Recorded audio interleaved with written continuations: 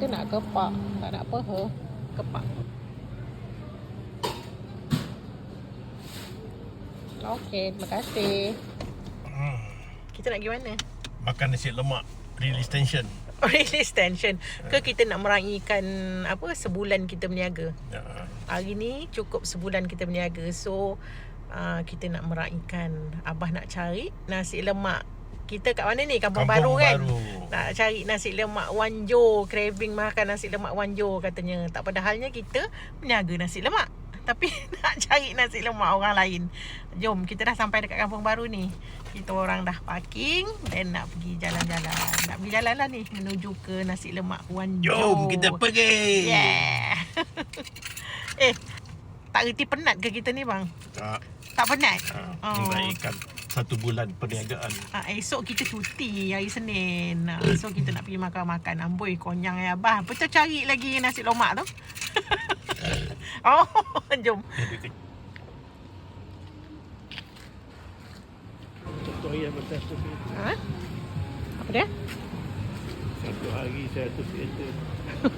Dia kira untung orang tu parking RM5 satu parking. Kalau 100 kereta, kita dah nampak dah nasi lemak Wanjo kat situ. Macam ada ni Kampung Baru ni. Kita dah sampai dah dekat nasi lemak Wanjo ni. Tapi macam tutup Alamak, tak ada rezeki dah. Dah close. Dah close. Sudah tutup. Kita dari jauh-jauh datang. Nasi lemak Wanjo dah tutup. Dah tutup, tak ada rezeki. So nak cari mana nasi lemak Pak Haji? Nasi lemak apa? Dekat depan tu ada nasi lemak Pak Haji. Kita pergi tengok jap. Wanjo tak dapat, Pak Haji pun jadilah. Ni meriah ni. Jual apa ni? Nasi kerabu, my favourite. Kita dah sampai dekat nasi lemak Pak Haji. Ni.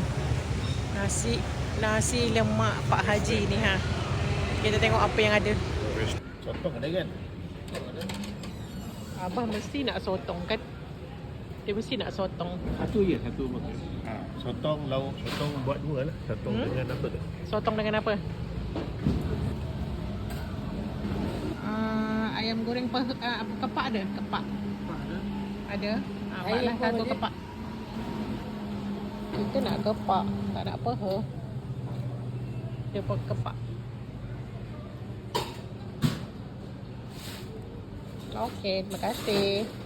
Nasi lemak Wanjo dah tutup. Nasi lemak Pak Haji pun jadilah. Okey. Jadilah Alamak, manis. Manis. Bertambah mat. Kita dah sampai jauh-jauh.